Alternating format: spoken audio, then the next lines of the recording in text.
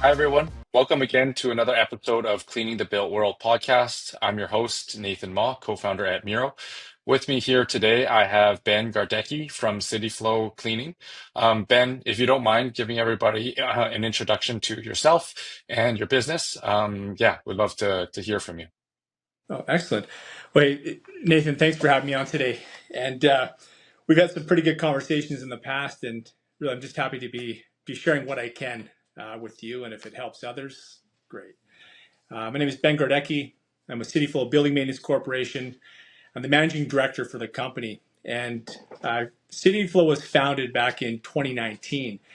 And it was founded based on the need for a good quality cleaning provider to enter the space. And I know there's a ton of cleaning providers out there. We just felt that there was an opportunity to do something a little bit different, not be cookie cutter. And here we are. So I got in the business. Basically, I was with another company formerly as a salesperson. And I watched over a course of about 5 years how this company just it grew and expanded, and I just saw opportunities for improvement. Being a salesperson, I've really never had that opportunity to share my views or my experience because it really didn't matter what I had to say. And I was told, hey, you could never do this business ever. And left the industry, came back, and here I am. I can do the business. Maybe I should have followed that advice and not get into the business, but here I am today, doing what we can. Yeah, I mean, you kind of alluded to it there, but I know the cleaning industry is one that never sleeps, quite literally. It's a 24/7 business, and I'm sure you've had a lot of sleepless nights and long days and things like that. Can you just tell me about making that leap and starting your own business? What was it about the industry that enticed you? Obviously, you'd had been working in it before for a little bit, but what would really motivated you to kind of take the leap and start it for yourself? You know, I really felt that there was a need for a good quality service. And because we are an essential service, I just looked at there's an opportunity from a sales standpoint, of starting this type of business that there's an opportunity to any business, anybody with a door and a business environment. So if you're out in the world knocking on doors or calling or really just connecting with anybody, the opportunities are endless to really just really target and contact anybody from small to large and really anywhere in Calgary, our home base, across Canada, or across the world. So it really came down to the opportunity. There was an absolute need. And my experience told me that there are many, many businesses, companies, people in general that are hiring cleaning services that are just not happy. And I thought, okay, there's an opportunity to provide something and work with people to try and find the happiness, in this type of program and work with people. So just that the opportunities are endless. Yeah, I love that approach. And can you tell me a little bit about your customer base? And so when you started to where you are now, how has your customer base evolved? What types of facilities do you service? And yeah, just talk to me a little bit about that.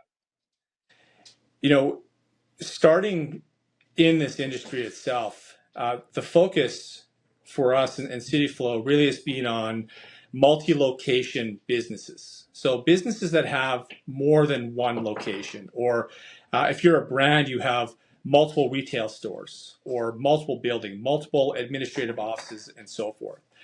And there's an opportunity to really streamline that process to help these businesses in these industries streamline their commercial cleaning because it can be quite daunting.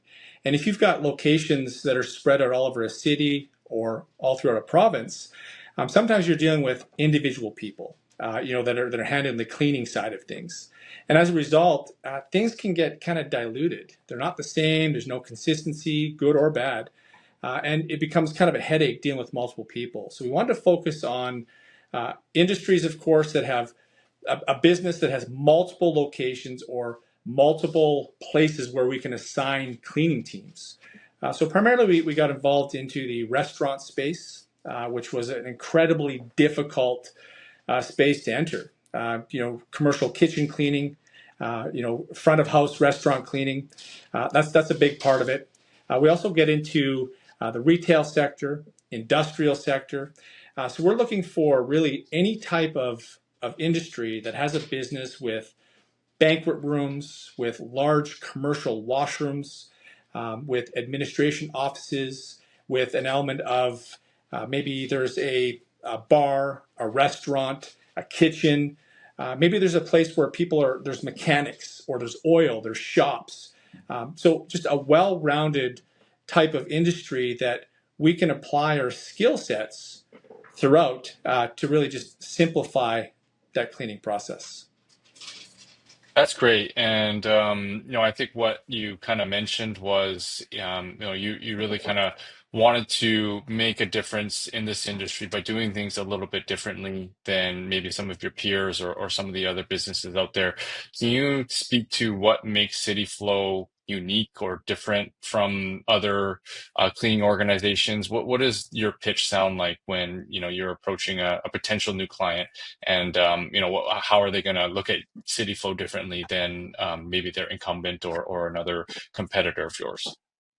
Yeah, it's a great question, and it's something that you know pretty much anybody with a mop and a broom can be a janitorial company in today's world, and it's easy to get into the industry itself if you have an account to service. And so for us, knowing that we've got that heavy competition, we really had to focus and identify on kind of the key elements of what businesses are looking for. And that is really just excellent communication, good or bad. It's just having a communication system in place that is going to be effective, not only on the short term, but long term and to be sustainable. So communication is something that we focus on.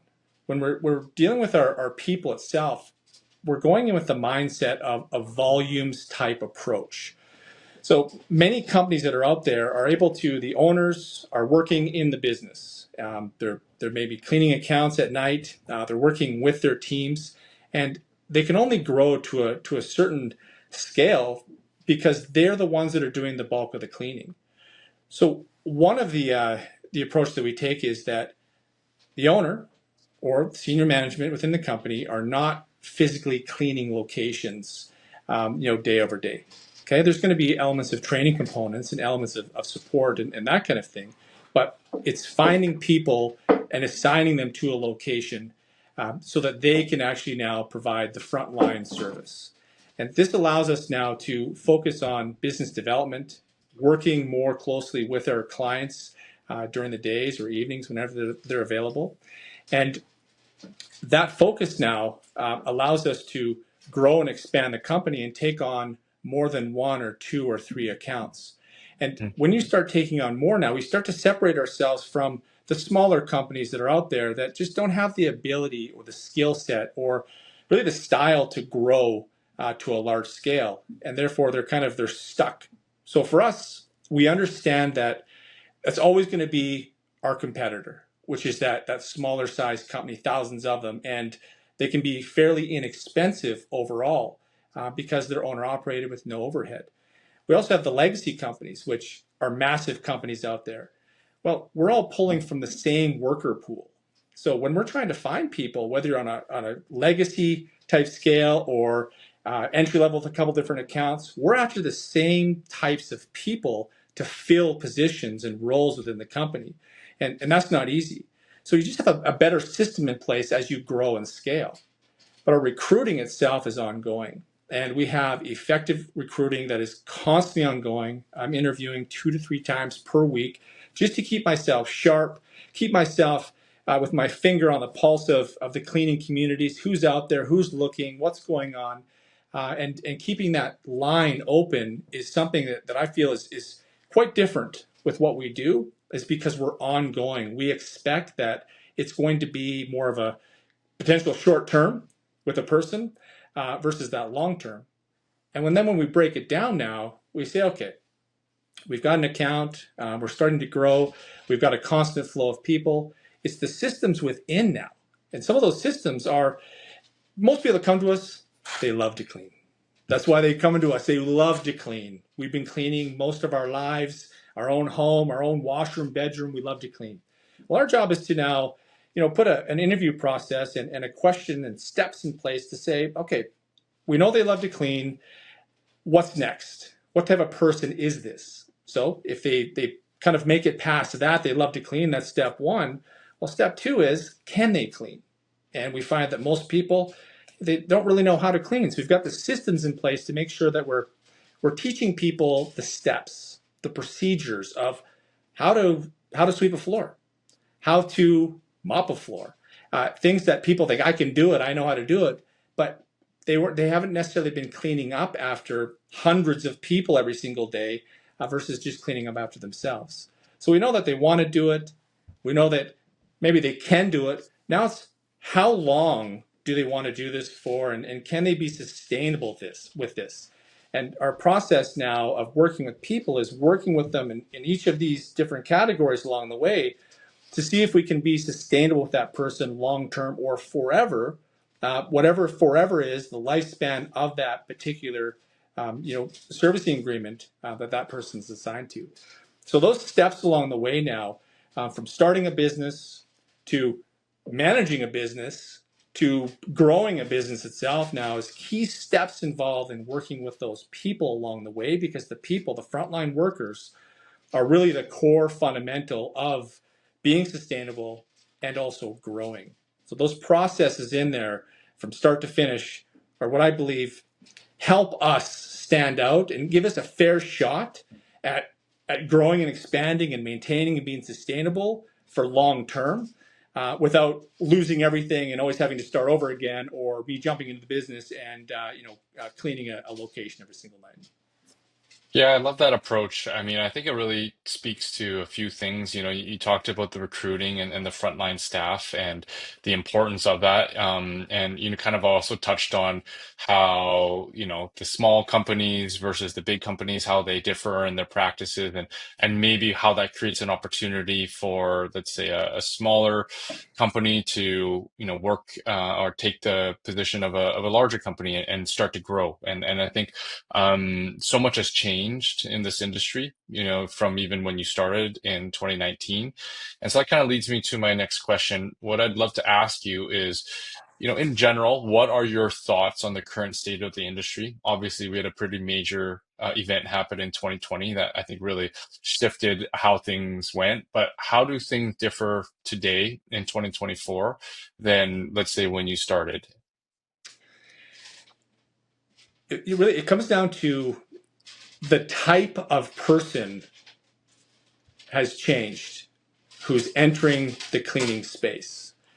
So during the 2020 period, 2019 into 2020, 2021, well, there's a huge opportunity for people to jump into the space and start a business or take on side work or whatever that looked like.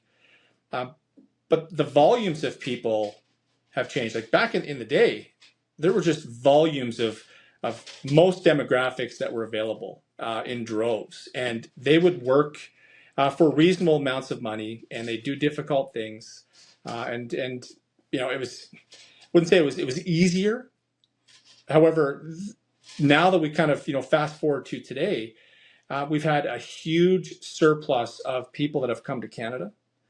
We've had a huge surplus of people now that have entered the industry. So the demographics, the types of people have changed for the volumes of people. So it used to be a specific type of demographic, which were the volumes, and they're still there. But now there's a massive new demographic that has entered the market.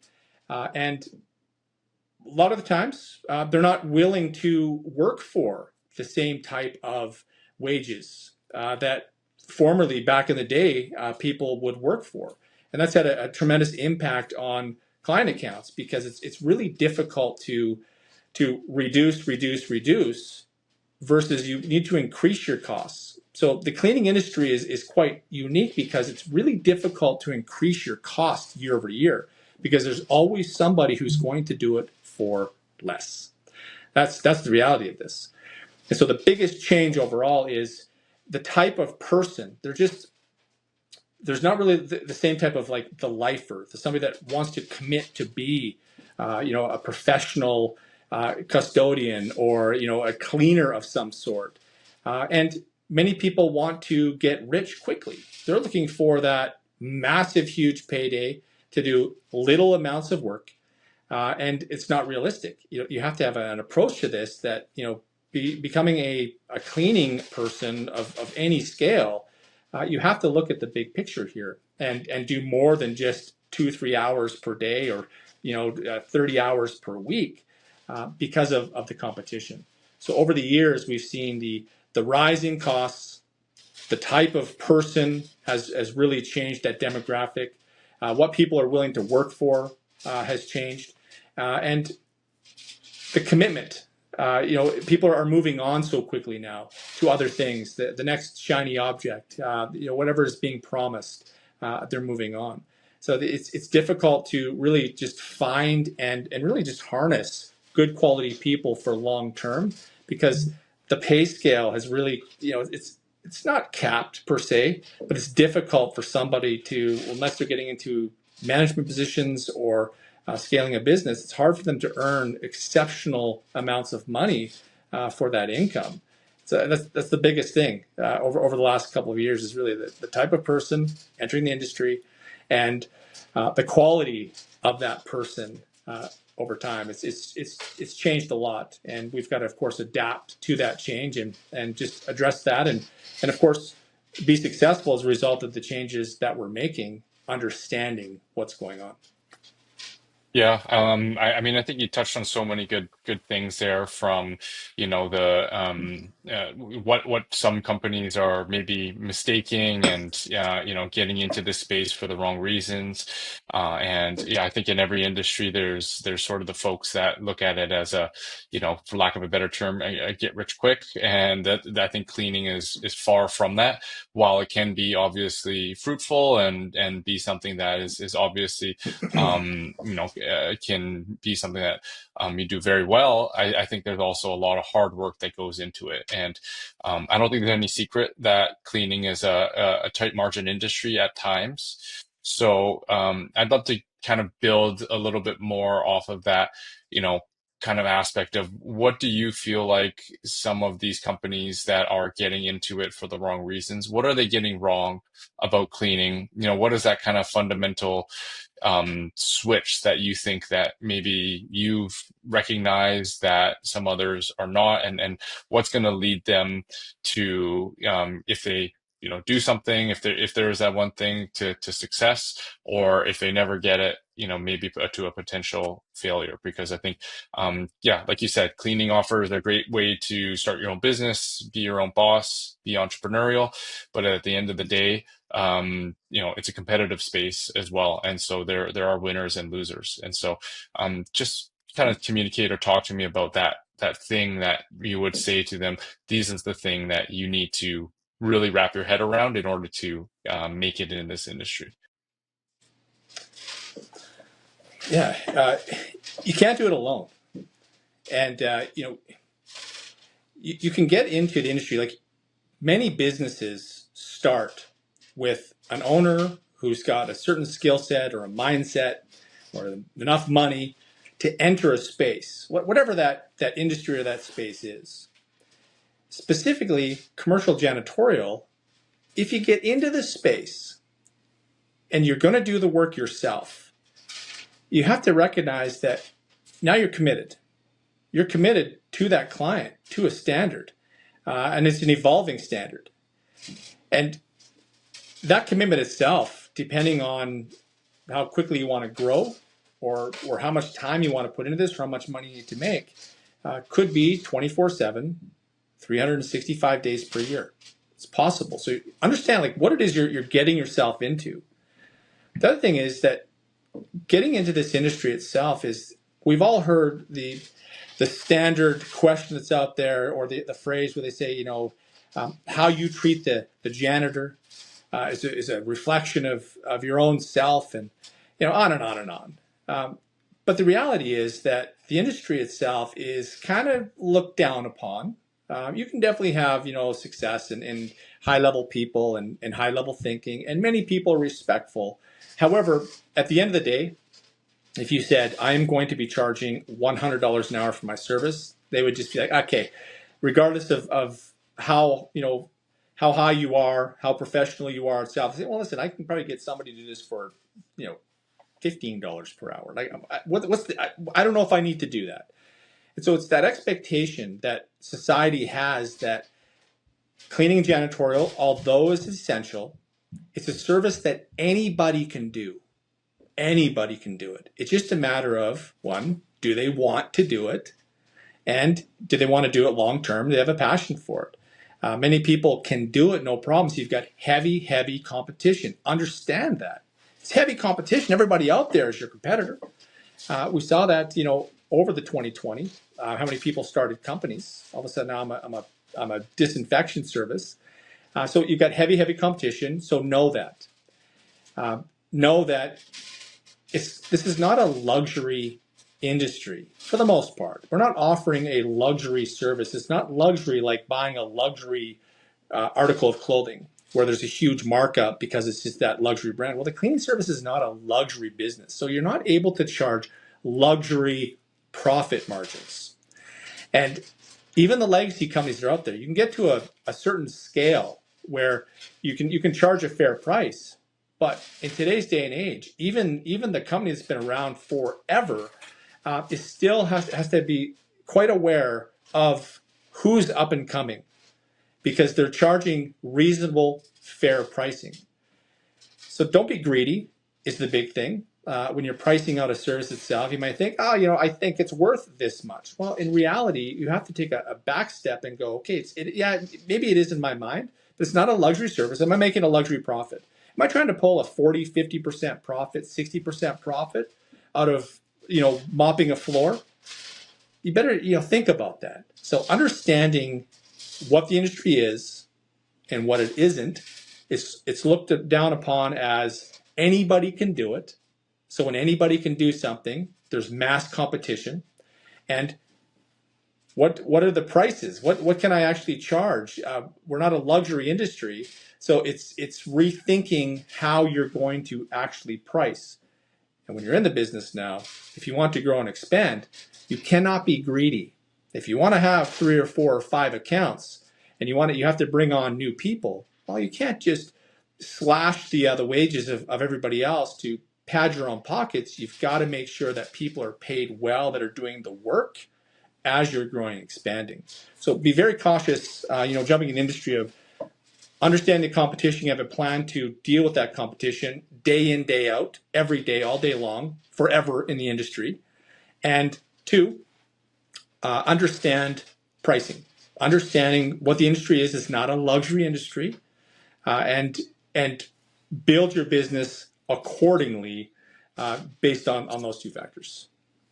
Yeah, I think you're hitting the nail on the head there. Yeah, getting into the business for the right reasons is absolutely something that yeah, can be overlooked.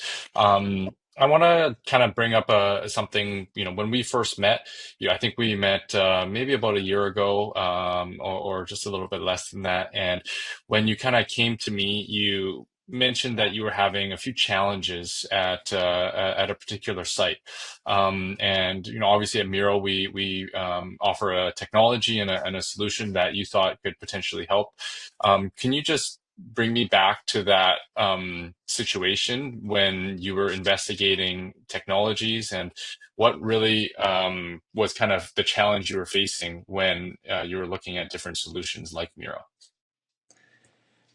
The biggest thing, Nathan, is you've got to put trust in people. You're putting faith in people. So in this industry and in our particular business anyways, majority of the cleaning itself is done after hours. So if we're in the restaurant space or hospitality, retail, well, maybe you're starting, well, for us, the most common start time itself is about 12 o'clock a.m., 1 o'clock a.m. And you've got a short window of time to clean an entire restaurant or retail space or industrial, whatever it is. By the time that business opens up or the first staff members arrive, in the morning, which is could be 6 o'clock a.m., 7 o'clock a.m. So somebody is working in between those hours of 12 a.m. to 7 a.m. Well, that's difficult now because the management itself has to be stacked to accommodate all those different hours. But there's an element of when you're assigned to a remote location that is out in the middle of nowhere or on the outskirts of the city, well, you're hiring somebody and assigning them to a location itself in good faith. That you've got to have flexibility in this industry. If you're you're super hard nosed with people in this industry, the relationships don't work well. People don't really like working with somebody who's just micromanaging them or being super hard on them when they're doing difficult things, really at difficult times of the day, which are the wee hours of the morning. And so if you look at why we reached out to you, is we're having a difficult time with client feedback versus what is the actual cleaning person saying. And for the most part, things go really well. But when they don't, you're going to get client feedback. And so we're monitoring results. So if I'm going through a location itself and I'm looking at whatever I'm looking at, I'm monitoring the results. And I find, okay, like something's wrong here. Like the cleaning's not being done well. The standard is kind of slid. Instead of the standard being like this, it's kind of dropping. It's standard below, standard below. We want to try and identify it, or we'll have a client approach. They'll call, email, text, and they'll say, hey, like this is not being done well, or this area was missed last night. We're not happy with what's going on. Well, I will, of course, immediately we'll be talking to the team members now, the frontline workers, and we ask them, hey, what's going on? Well, that person will tell us all the right things. They're believable. It makes sense. I'm like, okay, yeah, it makes sense. They're there. They're doing it. Everything's perfect. I don't know what's going on. Or we'll have a manager walk through or a supervisor to walk through and double check a location after the cleaning's done. And the results are, that's perfect. There's no issues. They're doing great. And we're like, okay. And then I'll go and look, and I'll walk into the same environment, and I'll say, is this the same place? Like, I'm actually looking at the same results here as that person? I don't know. And the client will give feedback, and it's just things weren't aligning. And after all these years, you want to give people the benefit of the doubt every time. However, we wanted to, take a different approach. And so having people, when are they there? So for example, you want to give people the flexibility that if they, they've got a 4-hour shift, well, as long as you're there between 1 o'clock and 7 o'clock a.m., perfect. Like just get the job done. We'll monitor the results. Well, when things start to slide, we start to when are they there? And so the past, we had different types of tracking. Let's log into this app. Let's send a message. Well, what we find is people, they forget their phone. Their phone battery has died. They dropped their phone. It's just, I don't know where my phone is. I couldn't log into the app. I don't have any data on my cell phone package. Just all these things. And we're like, okay, but how do we know when somebody's there? And so we came across your technology, thought, okay, this is just a simplistic way of recording information, collecting data. And that is with just a simple system where somebody just has to have just a beacon which identifies them. It just pings off the system. It's all, it's all digital, so nobody even has to think about it. You just have to have that beacon as part of your keychain, on your person when you enter a facility, and as you're doing your working and you're cleaning, and then when you leave. So for us, we thought, okay, let's take a look at this. And what it's allowed us to do now is, okay, we assign a digital beacon to a person, and they enter a location. Now we know, when are they there? When are they not there? It's as simple as that. If they're showing up at 1 o'clock in the morning, great, it's going to ping.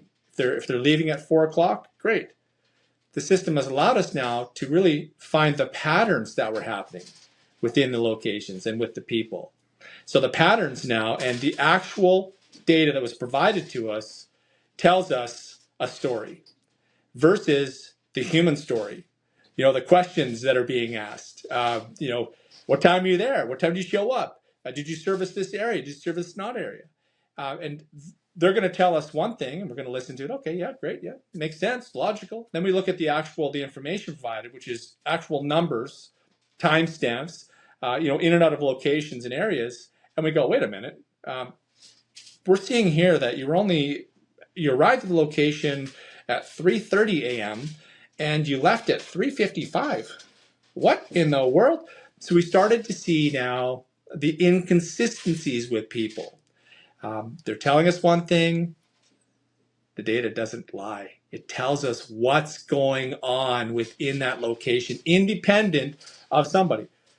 And we ran through the challenges of every when we first assigned the beacons, it's like, oh, I'm wearing it, I have it, it's on me, and we're like, oh, there's no information here. Like, what's going on? And we challenge the system, we challenge you, is what's going on here, and then we verify in cameras and with clients of what's actually going on. So we had to definitively confirm that your system was accurate, and it is.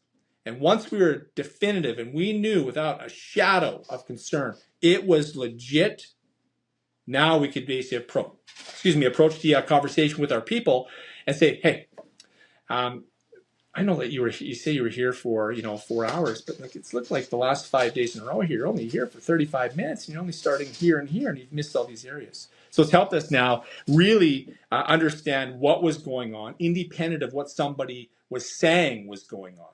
Huge.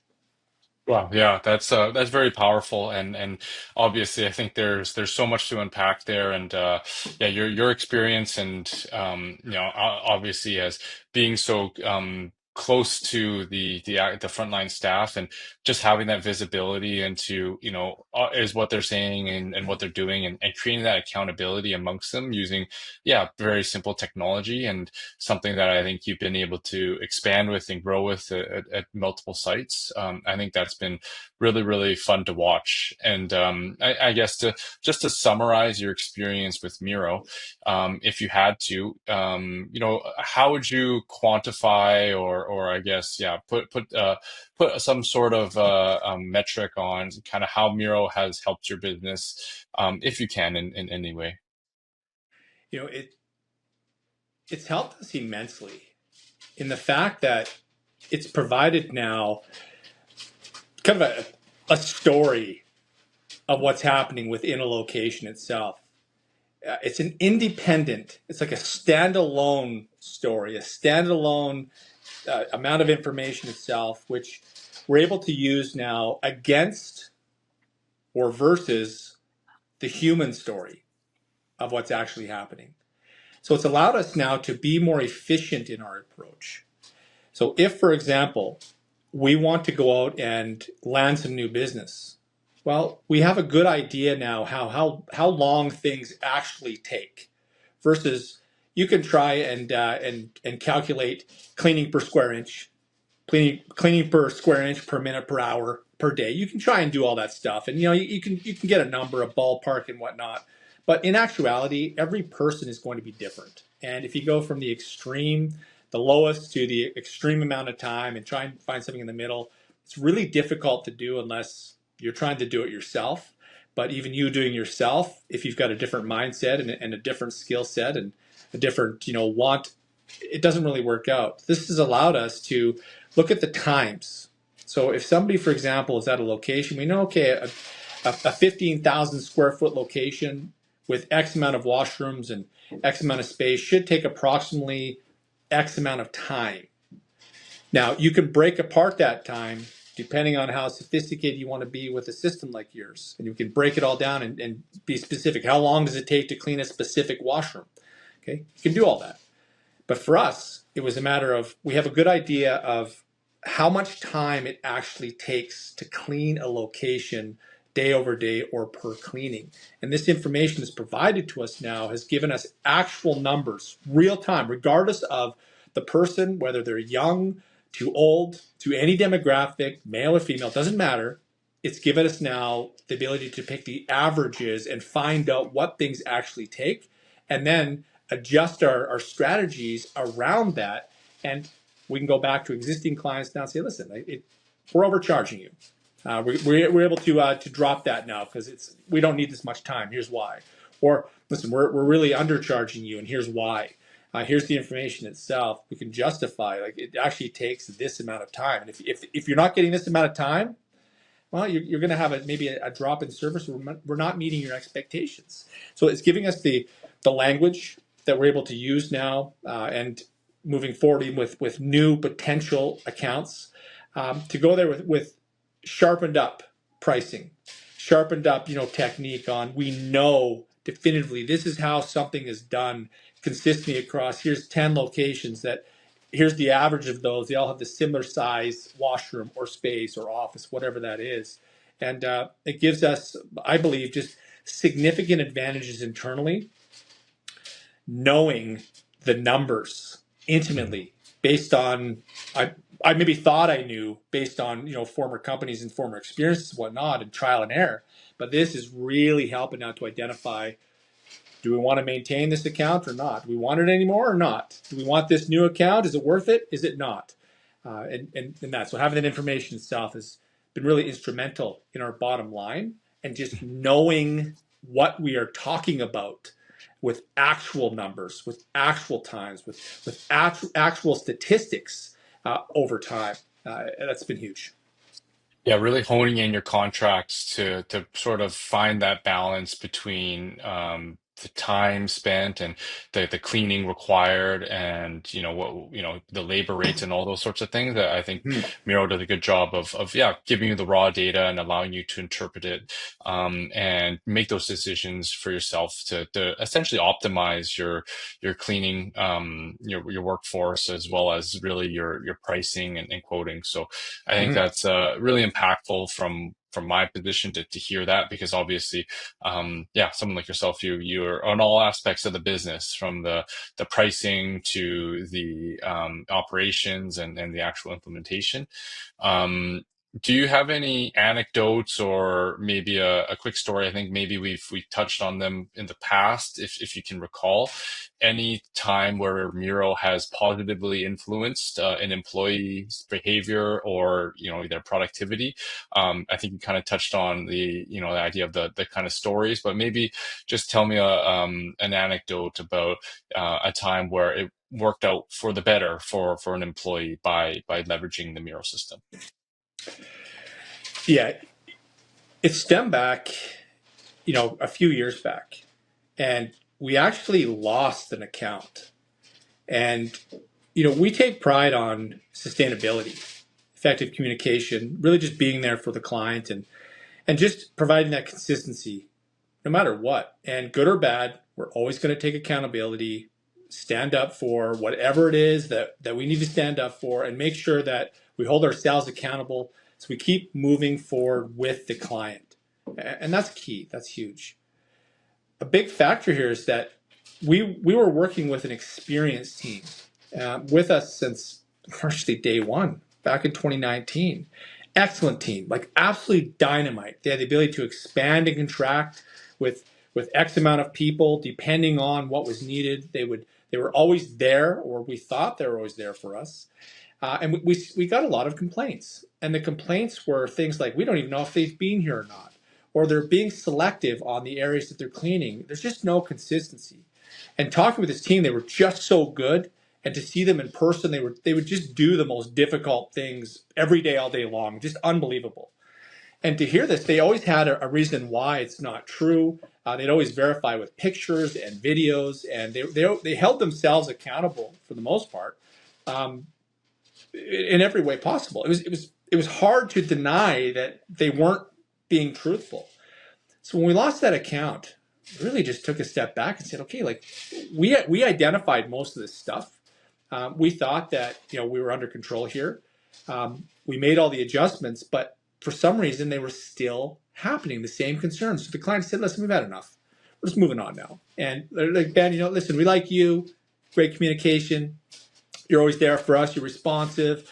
On and on and on. However, the cleaning stinks." Oh, whoa, that was hard. So I thought we were addressing it. Well, as we now implemented your system into the locations that this team and their teams were all working, we started to identify the patterns that were happening and the inconsistencies, and drawing on that feedback from the former client, who was a really important person. I still have a lot of respect for that person, um, in what they say, and why they're providing that feedback. Well, it became obvious that based on the information we received, all the data, versus what they were actually telling us, this team, were very different. We confirmed with clients, video cameras and footage, and put the plan together. And as a result, we realized, oh my goodness, for years, this potential team of what we thought were incredible, can't live without these type of people as the basic fundamental core of our company, were absolutely screwing us over. They were lying to us. They were cheating us. They were not doing what they said they were doing. And as a result, the programs tanked and burned.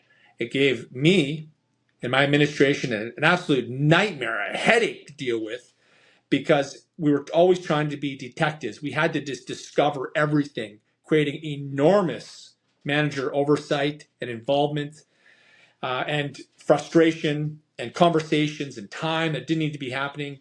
And as a result of that, based on, regardless of what they said, the story that we created, the information that from the information that we received day over day, the statistical data, that itself now was enough to say, unfortunately, it's not working out. You're really not doing what you say you're doing. Here's why we lost this particular account. Here's why potentially we're going to lose everything else that you're connected to, because you're just not being truthful to us or providing the service that you were hired to do. As a result of that, Nathan, we parted ways with one of the largest, long-standing clients or people, cleaning teams that I thought were going to be with me for life. I was looking forward to giving them that 10-year pin, that 15-year bonus, whatever that looks like. And I was quite blindsided by this, but it was a good blindside because it allowed us now to make the adjustments necessary, recognize and look and identify for those types of patterns elsewhere. And as a result of that, we're able to clean up other accounts and other teams and other people by moving people in and out of the company accordingly, reassigning people depending on what's more suitable for them, their lifestyle, their experience, and so forth. But it's information itself that you have to create a story from it and decipher it and understand it. But the numbers, you can't ignore them, and we couldn't ignore them anymore. That team had to go. It was heartbreaking at the time. It's so difficult, but we removed them from the company, from all accounts, and unfortunately, we could never partner or work with them ever again.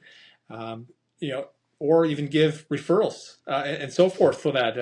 If somebody's asking, we just couldn't do it anymore. So that helped us immensely, taking the human side of it out now, which is really important, and replace it with actual information. And that really strengthened what we're doing now with our current clients and future.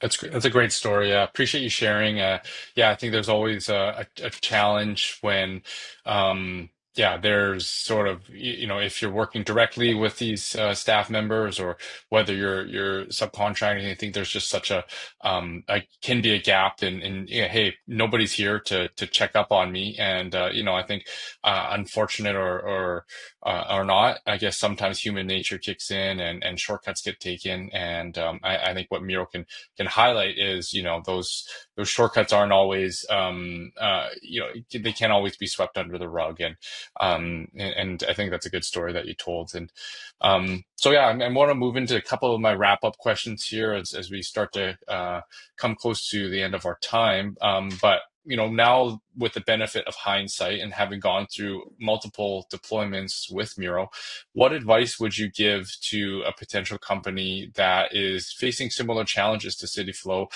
before choosing to adopt technology like Miro?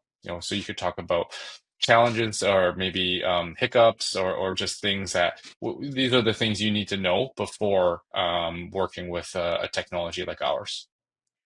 The Our industry itself is dynamic, so it's ever changing. No 2 days are the same, and you have to rely on information.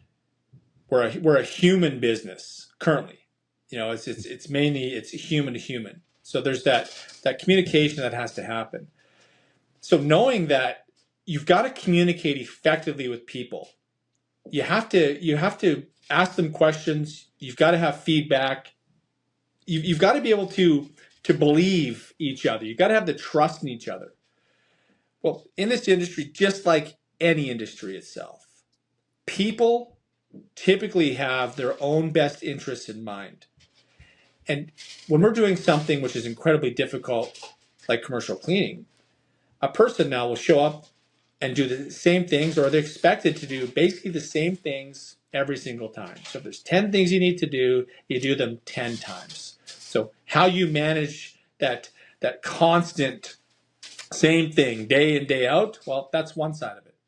But people now have emotions. They've had good days and bad days, male or female. Whether you've had, something catastrophic happen in your life, you've had a relationship go sour, it affects your mood. And when it affects your mood, it affects your performance, not just cleaning, in your life. And so people are going to be bringing their emotions, whatever that is, no problem. Happens to us all. They're going to bring those emotions to the space that they are assigned to. And how they manage themselves in a certain type of emotion or headspace can directly impact your business. One of the models we have is we have more good days than bad days. Meaning that, we strive for, we understand the ups and downs, but we've got the systems in place and the support and help to make sure that we have more good days than bad days, factoring in everything from emotion to skill set. Well, if somebody now is having a lot of bad days or off days, sometimes you will never know. You'll never know. You'll never know that they were shortcutting. They're leaving an hour and a half early. They're not putting in the amount of time. And you can easily, regardless of having to discover that after something goes really bad, the cleaning standard slides to the point you get massive client complaints. As it's starting to slide, you can start to pick up on the pattern change day over day.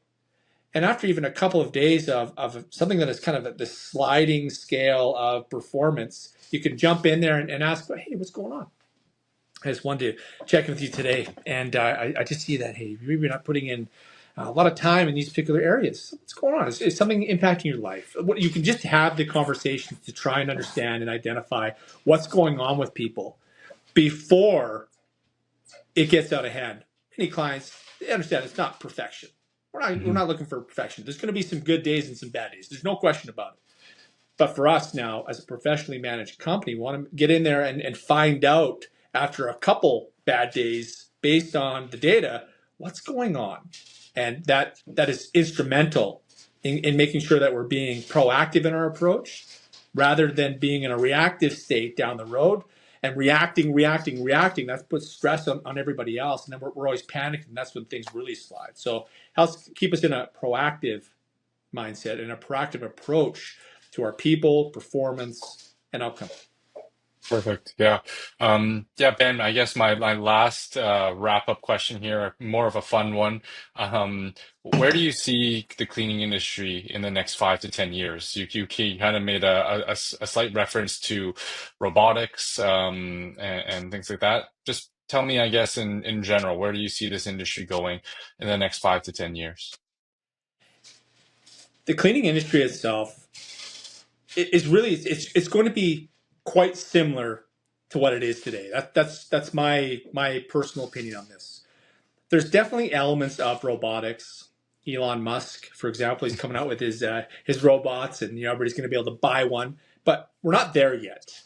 Right? Plus, the expense is going to be great, and you still need to have an element of human. So we might see a little more integration of robotics. They're already out there, in drones. You see these big, massive machines driving through Walmart, and these big, massive machines in airports and whatnot. Well, we need to slim this kind of stuff down and whatnot. So technology is definitely going to evolve, but we're going to have equal numbers of people, if not maybe a little less people, still involved in the cleaning process from top to frontline workers. I really don't see that changing too drastically within 5 years. I hope I'm wrong.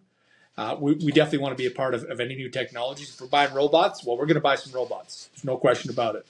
However, that transition is still happening here, and that takes time to work out the bugs. There's legalities involved and insurance and whatnot, and to just solely rely on robots without the supervision of, it can't be another robot, a human being. Well, you might be setting yourself up now for some challenges.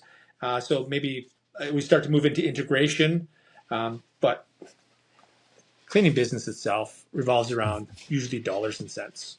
Yeah, and If you can get people. a human being for this much money, you're going to keep on doing that. It makes sense. People have a difficult time with change that's out there. So, our job is to just advance the industry by being here year over year, providing that consistency, that sustainability, and then just embracing and adapting technology as we go. So it's Yep. maybe a combination of everything, but pretty similar to what we see today. Lots of Yeah. talk about what's possible and exciting things, but the reality is there's probably going to be somebody showing up there to do that cleaning on a mass scale in 5 years. Totally agreed. Totally agreed. Yeah, I think technology is a tool for humans to, like you said, be more transparent or to see into more areas. But we're not necessarily going anywhere, especially in the near future. So, yeah, with that, Ben, did you have any other closing thoughts that you wanted to share or add before we concluded today? You know, when it's all said and done, Nathan, it's about really in this industry, it's working with people that are going to help you be better at what you do. And with your particular company and the service you offer, I think this is something that uh, could be quite beneficial to most because what it's doing, it's taking like all the effort out of it. All you're doing is you're just carrying around little teeny ID tags, and you guys are doing all the work, sending the reports and whatnot, and updating the information itself. So I think it's aligning, just like anything in life, with people and businesses that enhance your life and keep it simple. So if I could just leave this with you, is that I'm just like a simple type of person. I don't want to have things that are too complicated, especially complicated in the cleaning business and being frustrated and just living in this mindset. Like that's not fun at all. It's awful, actually. This is just it's another tool that is going to help enhance and make what I do specifically even more enjoyable, but also Mhm. keep it simple for everybody else. So I'm all about keep it simple. That's it. Keep it simple. Take out the stress. Have a good life. Have a good business. And if it's not working, find another simple solution that benefits everybody and just move on. I appreciate it, Ben. Well, I'm looking forward to our continued partnership and helping you accomplish and achieve great things at CityFlow. So, Ben, I want to thank you again for your time here today. I really appreciate it. I think we got some amazing insights from you and really hearing about your story. And so, thank you again, and we'll talk again soon. Yeah, my pleasure. Thank you, Nathan. Thanks, Ben.